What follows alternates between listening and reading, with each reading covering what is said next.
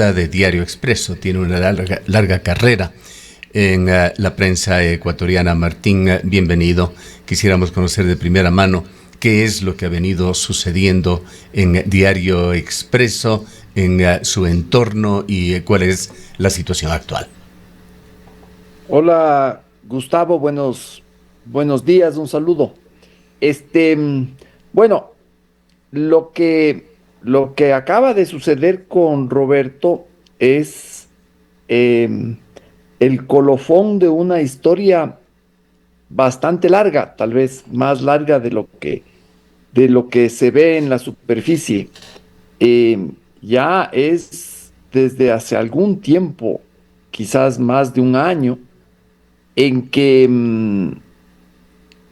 se ha tejido desde el gobierno un acoso, un ecosistema de acoso a Diario Expreso, como parte de una política de Estado para monopolizar la opinión pública, eh, para que no existan disidencias, entre comillas, ¿no es cierto?, críticas a la gestión de gobierno. Es un síntoma más de un estilo autoritario de gobierno, eh, y que se refleja no solo en el acoso a Diario Expreso, sino en el acoso a otros medios. Ya lo hemos visto.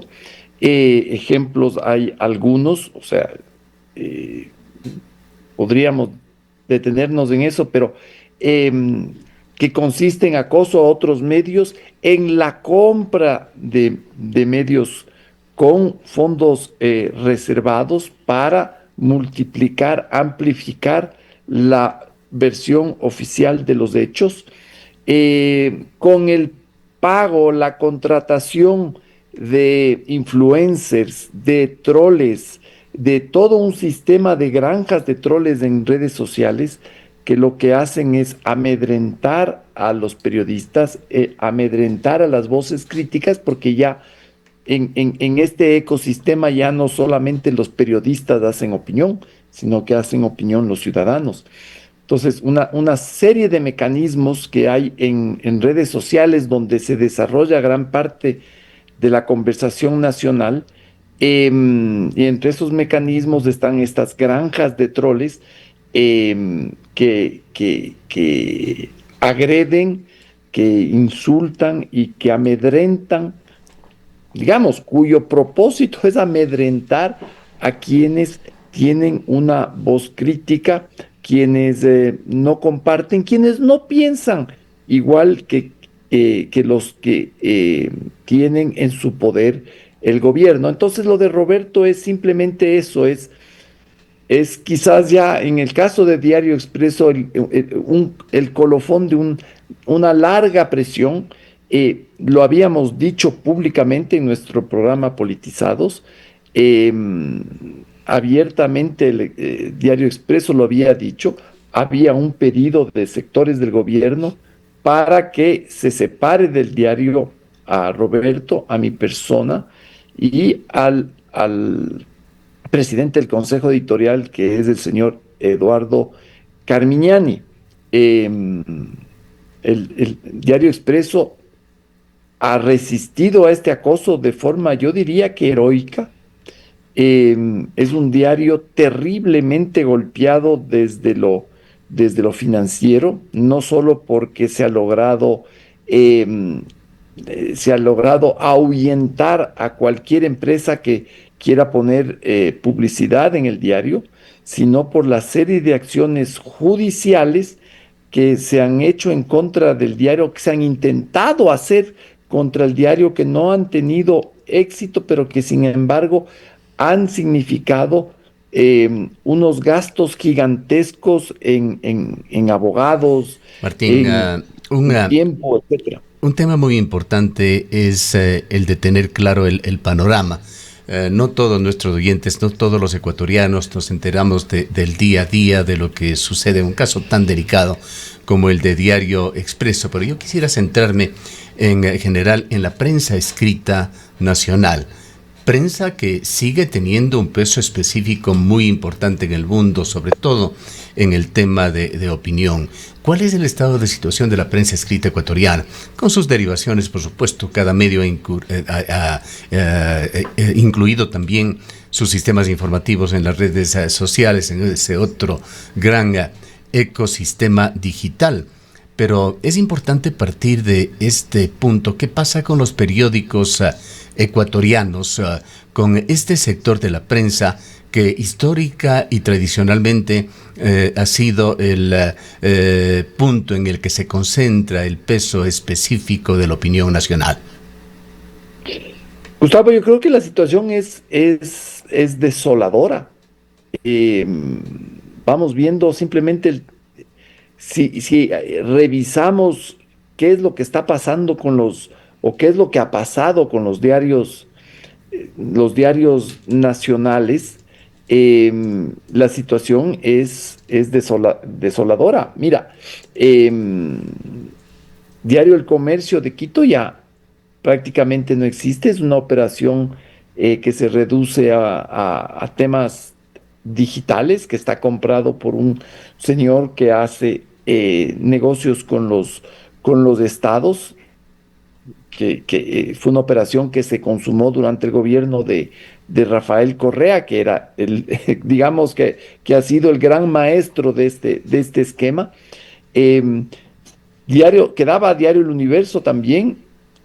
Diario El Universo fue comprado misteriosamente por un supuesto grupo económico extranjero, pero se ha convertido en una suerte de registro oficial del gobierno. Diario El Universo ya no se encontrará nada, absolutamente nada que sea crítico con la gestión pública, lo cual es normal en cualquier lugar del mundo. No existe gobierno perfecto donde no se produzcan críticas. En cualquier sociedad democrática, todo gobierno tiene críticas y esas críticas le son indispensables para mejorar su gestión, su desempeño. Pues bien, Diario Universo se ha convertido en un órgano de propaganda del gobierno y del partido de gobierno.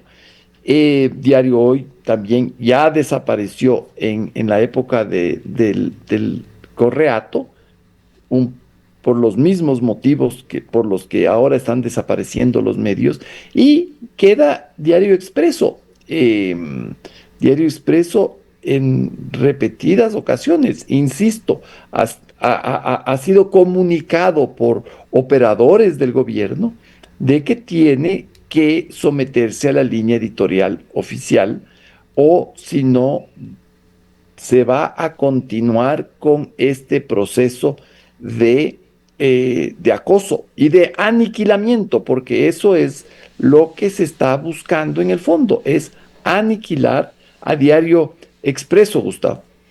Martín, muy buenos días. Gracias por acompañarnos en esta mañana.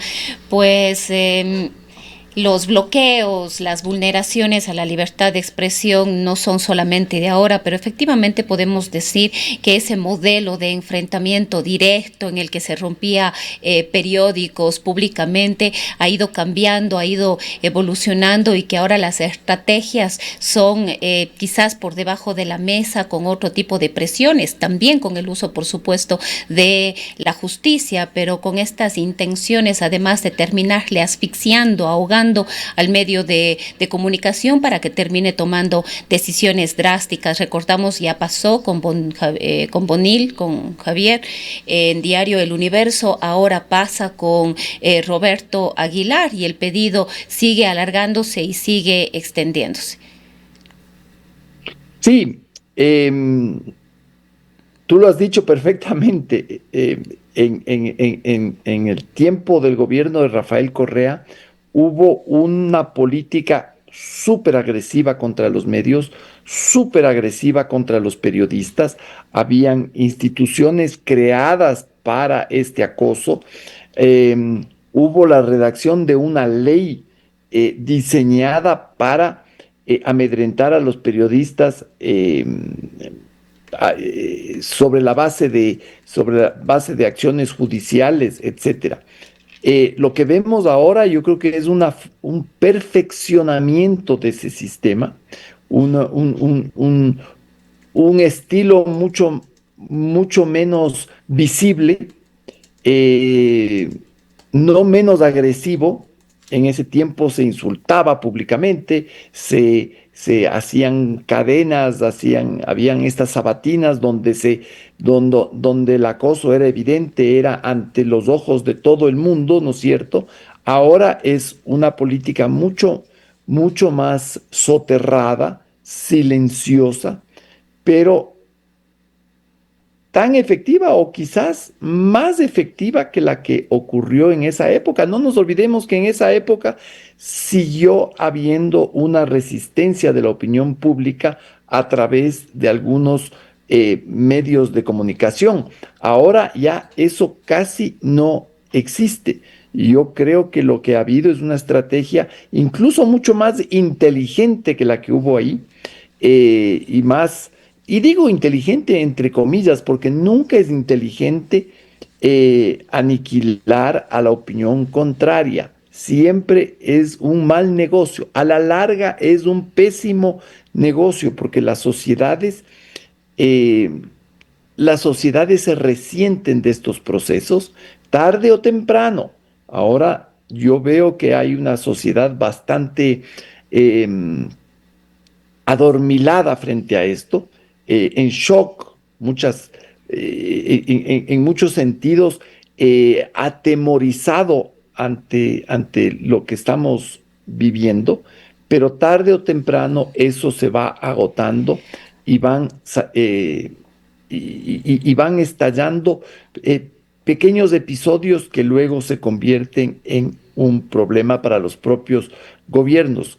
Ahora, Em, Martín, antes había la Superintendencia de Comunicación, a través de la cual se canalizaban todas las sanciones, las rectificaciones, etcétera, etcétera, etcétera. Si bien ahora ya no existe un órgano de esta naturaleza, hemos escuchado en estos días que es el Consejo de Comunicación, que no tiene competencia sancionadora, el que está canalizando una serie de denuncias, una serie de quejas y una serie de demandas, especialmente de funcionarios estatales.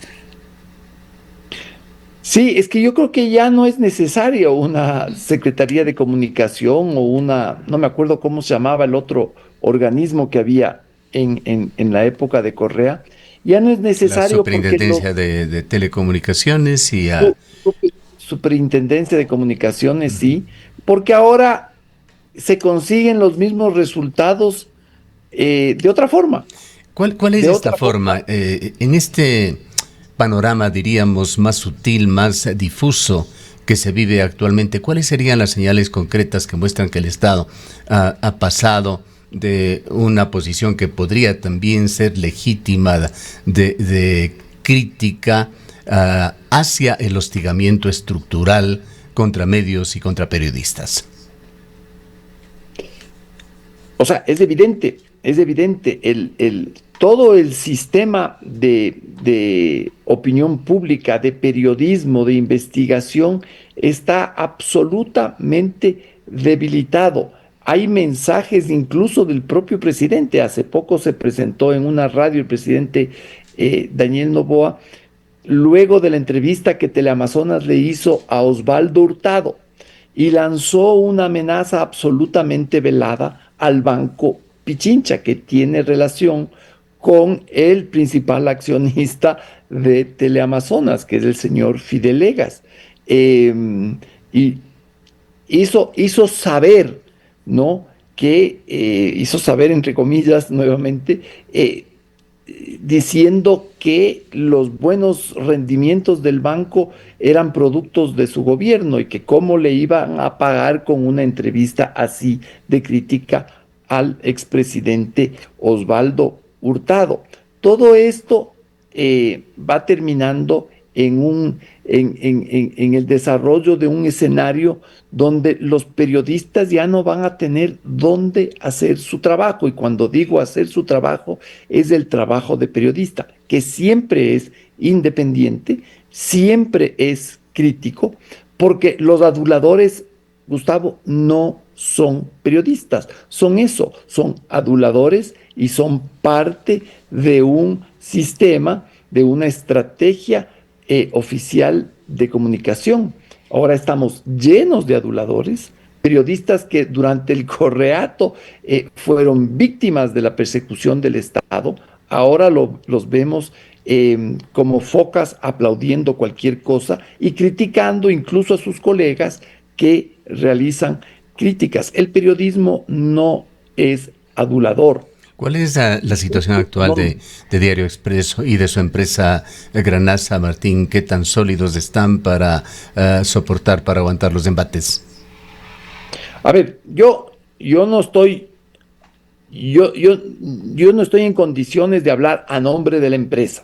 Yo soy simplemente un periodista que presta sus servicios a la empresa, pero es evidente, o sea, si uno ve las páginas de Diario Expreso, uno ve que los auspiciantes que históricamente tuvo ya no están ahí. Sabemos perfectamente por qué ya no están ahí. Y no solamente eso, hay una serie de procesos institucionales y judiciales que se siguen por sea la superintendencia de compañías, sea por el SRI, porque en este país todo está copado por el Ejecutivo, cuyo fin es el estrangulamiento final del diario. La situación Ahora, no ¿cómo es viven fácil. los periodistas, los colaboradores de Diario Expreso? ¿Has recibido tú, Martín, sugerencias en cuanto a, digamos,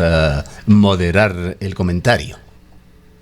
No, en mi caso no he recibido esa insinuación siquiera. Yo creo que el diario ha sido heroico. Creo que el caso de Roberto es especial por su, su enorme capacidad de impacto en la sociedad. Em, yo no puedo decir que haya habido una llamada a decir sáquenlo ya a este señor de diario, pero es evidente que eso obedece a a una política de hostigamiento, a una campaña de acoso al diario. Entonces, tú me preguntas cuál es la situación de los periodistas, de los colaboradores. Es una situación de incertidumbre, de temor, pero también de profundo apego a los principios básicos del ejercicio periodístico, que es el de la independencia y el de la crítica. Ahora, Martín, hemos podido ver también en estos días una campaña intensa, agresiva de Diario Expreso para lograr un mayor número de suscriptores. Quizás una de las expectativas es que sea el ciudadano el que pueda financiar un medio de comunicación independiente frente al hostigamiento, incluso a los auspiciantes que podría tener el diario. Sí, y yo me sumo a esa campaña. Yo realmente mi recomendación eh, a la sociedad es que se suscriban a Diario Expreso. Me parece que es la única fórmula que le queda en este momento a, a esta casa editorial, es el del apoyo ciudadano, porque, vuelvo y repito, incluso las empresas de este país están atemorizadas de poner eh, publicidad.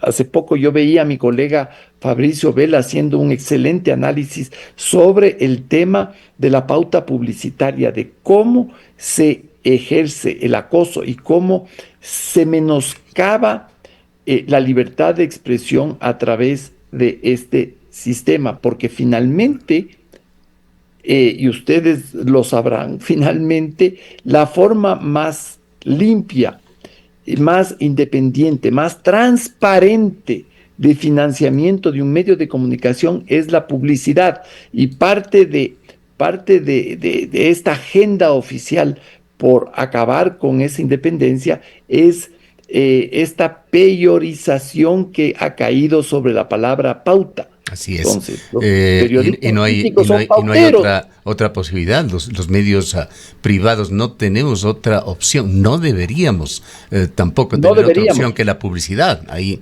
desgraciadamente, ciertos pecados que se cometen por allí de que se venden espacios periodísticos, por ejemplo, cosa que está vedada en un medio de comunicación que se precie.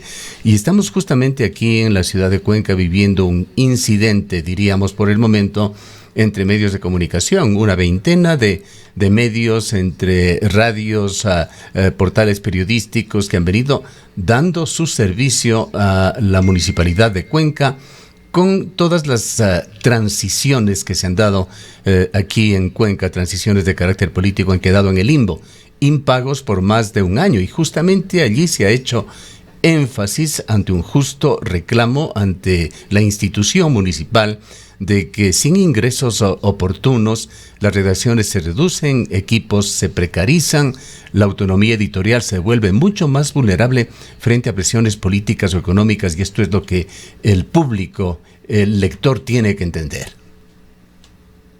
Así es, tú lo has dicho perfectamente, Gustavo. La forma más legítima y más transparente de mantener la independencia es la publicidad, porque, porque finalmente es la única forma en que se sabe quién, eh, quién apoya a los medios de comunicación, y no son, no son apoyos oscuros ni escondidos, que son los que están diseñados precisamente para acabar con la independencia de un medio.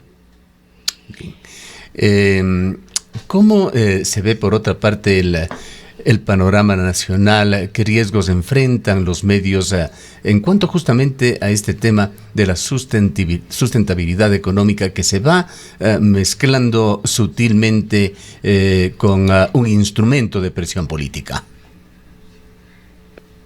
Bueno, la situación es absolutamente difícil. Em, los únicos medios que yo veo que tienen el apoyo de empresas particulares e incluso de empresas estatales, ¿no? Hay un banco que pertenece al sector público y que reparte su pauta publicitaria de acuerdo a la estrategia de apoyo mediático al gobierno. Están las organizaciones del Estado que, y esto es un tema del que ha hablado, del que han hablado todas las organizaciones periodísticas y de derechos de la libre expresión internacional, sobre cómo los estados pueden, y cuando digo pueden, estoy diciéndolo, que tienen la capacidad de coaccionar la opinión a través de poner publicidad estatal en ciertos medios, siempre condicionados a una incondicionalidad editorial. El panorama, Gustavo, es aterrador. No hay democracia que se sostenga sin una opinión pública que se alimente con información independiente. Quisiera también, Martín, y entiendo que tú tienes una formación bastante temprana en este tema de los medios digitales, pues en tu última etapa en el comercio, recuerdo que dirigías esta parte de desarrollo de diario El Comercio, cuando el comercio aún era fuerte. ¿Qué ha pasado aquí en Ecuador con este ecosistema informativo? Hay por una parte la influencia de los famosos algoritmos que se controlan desde algún sitio en California o desde cualquier parte, pero que tienen todos estos modernos sistemas para diagnosticar individualmente a cada persona y ofrecerle lo que ellos quieren que uno lea. Pero ¿qué pasa aquí internamente en Ecuador? ¿Se han organizado redes de troles, influencers, portales afines al discurso oficial? A ver, el mundo de las redes sociales, el mundo del Internet, abrió una posibilidad gigantesca y maravillosa para la expresión de sectores sociales que antes no tenían. Fue una puerta a la democratización de la comunicación en todo el mundo, incluido el Ecuador, pero al mismo tiempo permitió que sectores poderosos, entre esos, uno de esos, los gobiernos, distorsionen el ecosistema de la comunicación con estas herramientas que acabas de mencionar, las granjas de troles, la creación de supuestos medios. Aquí en Ecuador está pasando esto y es muy fuerte. Claro, las redes sociales ahora con la inteligencia artificial que facilita muchísimo más.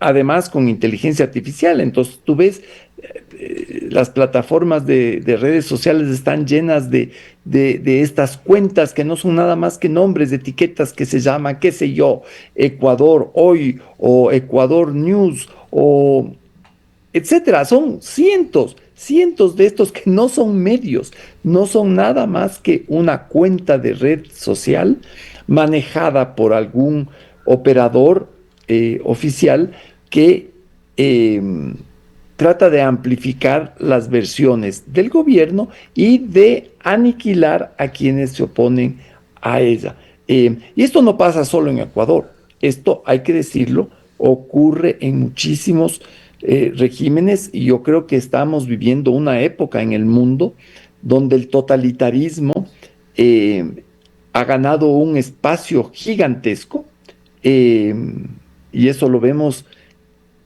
incluso en países donde ha habido democracias fuertes, consolidadas. Estamos viendo este deterioro de las instituciones democráticas para caer en esta lógica de la comunicación, de los fake news y etcétera, que esta manipulación de la opinión pública a través de estos mecanismos. Vuelvo y repito, no solo hay en el Ecuador. En el Ecuador el caso es patético, es terrible, pero ocurre también en otros lados. Creo que son horas muy oscuras para la democracia en el mundo entero, en el mundo incluso democrático, donde se van perdiendo estos pilares de tolerancia